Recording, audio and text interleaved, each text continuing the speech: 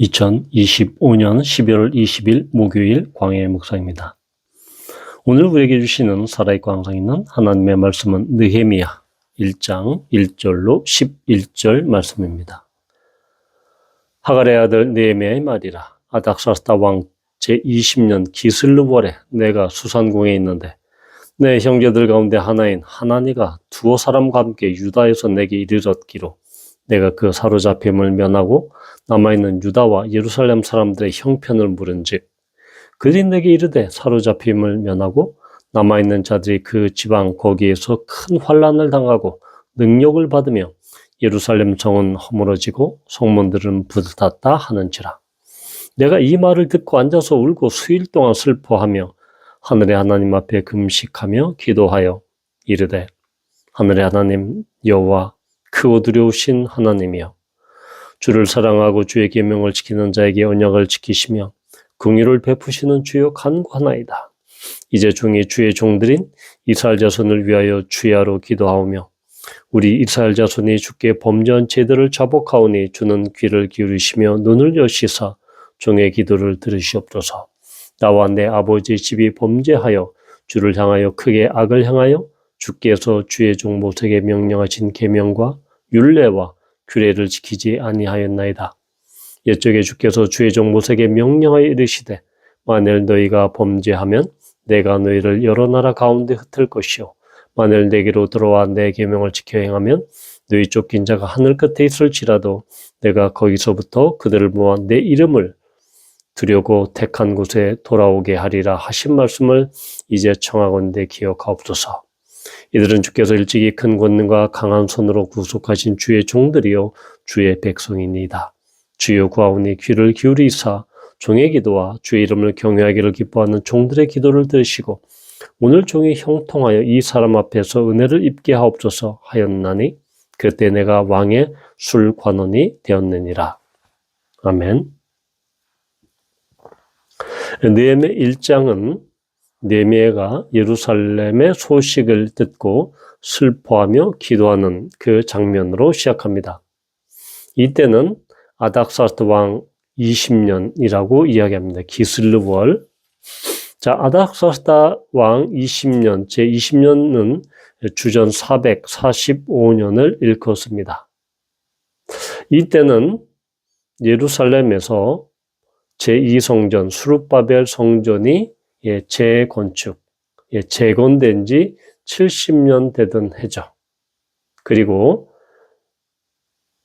유다가 멸망한 지는 거의 140여 년이 지난 그때였습니다. 바로 이 아닥사스다 왕 때 느헤미야는 11절에 나와 있는 것처럼 왕의 술관원이 되어 있었습니다. 그는 바로 이 디아스포라 유대인으로서 페르시아에서 오랫동안 생활했고 또한 그는 왕의 신변보호 책임, 최고의 그런 지위를 갖고 있었던 왕이 신임했던 그런 사람이었습니다. 술관원이 단지 술을 따라주고 그런 웨이터가 아니었다는 것이죠. 바로 왕의 신복, 왕의 신변을 책임지는 거의 경호 책임자나 다름없었습니다. 그렇게 느헤미야는 페르시아에서 바로 당시 최강대국인 페르시아에서 권력과 부를 누리고 있었던 그런 디아스포라 유대인이었습니다. 그런데 그가 유다와 예루살렘의 소식을 듣고 먼저 묻고 그리고 그 상황에 대해서 이야기합니다. 3절에 보면 바로 환난과 능력이 나옵니다. 지금 예루살렘 성은 허물어지고 성문들은 불탔다. 단순히 이 성벽, 예루살렘 성벽 당시에는 제2성전이 이미 재건되어 있었죠. 그리고 성벽은 아직 허물어진 상태로 있었습니다. 이 성벽이 허물어졌다, 이게 불탔다 하는 것은 고대 도시에서 성벽은 그 도시의 어떤 법적인 경계 그리고 정치적인 하나의 자치, 독립을 의미합니다. 또한 이 성 안에서 일어나고 있는 여러 가지 상업 활동을 보호하기 위한 그런 하나의 경계가 되죠. 따라서 지금 이 성벽이 없다, 성이 허물어졌다, 성문이 불탔다 이야기하는 것은 그런 법적인 경계, 정치적인 어떠한 그런 자립, 자치, 그리고 상업적인 그런 것들이 모두 다 무너지고 피폐화되었다라는 것을 우리는 알 수 있습니다. 그래서 큰 환란과 능욕, 즉 능욕이라는 것은 당연히 성벽이 없었기 때문에 다른 주변 그런 민족과 이방 민족으로부터 조롱거리가 되고 또한 이 능멸을 받는 매우 처참한 상황이었습니다. 고대 중근동은 이 수치와 그 명예 문화가 가장 컸죠. 그러니까 이 조롱거리를 받는다라고 하는 것은 당시 이스라엘 백성들이 얼마나 큰 자존감의 상처를 입고 얼마나 큰 그러한 절망감에 빠져 있는지를 볼 수 있습니다. 또한 그런 마음의 그런 자존감의 상처뿐만 아니라 또한 그들은 경제적으로도 매우 수탈적인 그러한 착취 구조화에 있었다라는 것을 볼 수 있습니다. 그런데 느헤미야는 이러한 유다와 예루살렘의 소식을 듣고 수일 동안 슬퍼하고 금식하며 기도합니다. 그가 반응은 예레미야가 그렇게 반응은 바로 금식하며 기도하는 것입니다. 수일 동안 슬퍼했습니다. 자, 그런데 우리는 2장 1절에 보면 니산월, 바로 이 유대 종기라고 보면 1월달이죠. 바로 이 3, 4월 현대력으로는 그러니까 약 4개월 정도 왕 앞에 나아가서 예루살렘에 가도록 허락해 주십시오라고 그렇게 갈 수 있었던 그런 기간 4개월 동안 느헤미야는 무엇을 했습니까? 바로 하나님 앞에 기도했다라는 것입니다. 왜 그렇게 4개월 동안 그렇게 기도했나? 아닥사스다 왕 이 초반에는 상당히 이집트의 반란 그리고 각 지방에서 이 반란들이 많이 있었습니다. 상당히 정치적으로 혼란스러운 그런 때였죠. 우리가 에스라 사장을 보면 당시 에스라 사장 8절을 보면 방백 르훔과 서기관 심세가 아닥사스다 왕에게 상소를 올립니다. 그래서 예루살렘 백성을 고발하죠. 그래서 이 사람들이 폐역하고 악한 성읍을 건축하고 있다. 그리고 성곽을 건축하고 있다라고 이야기하는 그런 상소를 올리죠. 그러면서 조공과 관세와 통행세, 세금이 손해가 될 것이다. 또한 왕의 영지가 없어질 것이다. 라는 쪽으로 그렇게 상소를 올립니다. 결국은 이 성벽 공사가 중단이 되죠. 이럴 정도로 바로 이 성벽을 재건하는 것은 이 페르시아의 중앙정부의 입장에서 보면 그러한 이 식민지에서의 독립운동, 그런 반란을 획책하는 것과 다름 아닌 그런 행태로 보입니다. 따라서 그 얘기를 하려고 하면 당연히 그것은 목숨을 거는 행위와 거의 똑같습니다. 목숨을 걸고 그 말을 할 수밖에 없는 그런 정치 사회적인 환경이었죠. 그래서 느헤미야는 4개월 동안 왕 앞에 나가서 정말 담대하게 그 허락을 구할 그 일을 가지고 지금 4개월 동안 정말 치열하게 깊이 있게 눈물로 그렇게 기도했을 것입니다.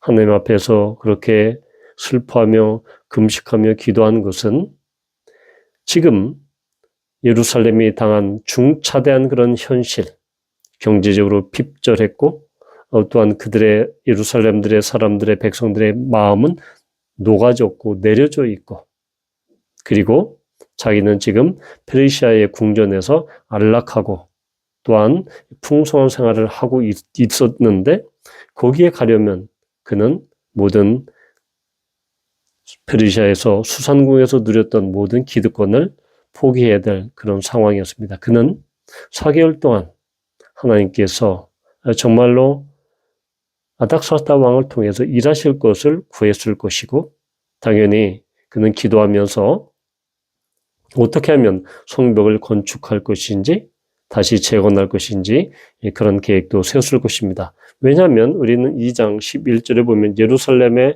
머문 지 사흘 만에 성벽 시찰을 합니다. 상황을 조사해줘. 그러니까 이미 느헤미야는 4개월 동안의 그 기도를 통해서 하나님 앞에 간절히 그 성벽 재건에 대한 그런 기도뿐만 아니라 또한 실제로도 그 성벽을 어떻게 재건할 것인지에 대한 그런 그 큰 그림, 픽처를 그렇게 준비하고 있었다는 것입니다. 하나님 앞에 기도할 뿐만 아니라 실제적인 준비도 하고 있었다라는 것을 우리는 미루어 충분히 짐작할 수 있습니다. 하나님의 사람, 하나님께서 사용하는 그 사람은 바로 이런 것이죠. 즉, 그런 나라와 하나님의 그 백성들의 일을 나와 상관없는 일로 여기지 않고 바로 나와 그 나라의 백성의 죄를 하나님 앞에 통회하고 회개하면서 자신의 일로 끌어안고 또한 자기 자신의 기득권을 포기하면서까지도 이렇게 자기의 나라를 위해서 언약 백성으로서 하나님의 백성으로서 회복을 위해서 그는 기꺼이 헌신하고자 하는 그 마음이 바로 4개월 동안의 그런 기도였다라는 것입니다.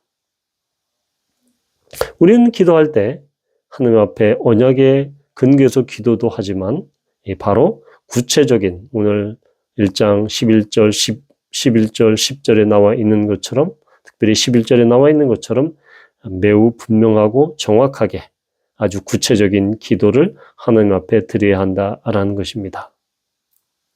이렇게 4개월 동안 기도로 준비하고 또한 나아갈 때 하나님께서는 그 기도에 응답하셨음을 우리는 이 장에서 확인할 수 있는 것입니다. 바라기는 정말로 우리가 하나님 나라의 일을 들었을 때 우리는 그것을 위해서 하나님 앞에 기도할 뿐만 아니라 또한 실제적으로 우리가 그 기도가 이루어질 것을 확신하면서 미리 철저하게 계획하고 준비하여야 한다는 것을 느헤미야의 기도와 그의 철저한 준비를 통해서 우리는 알 수 있는 것입니다.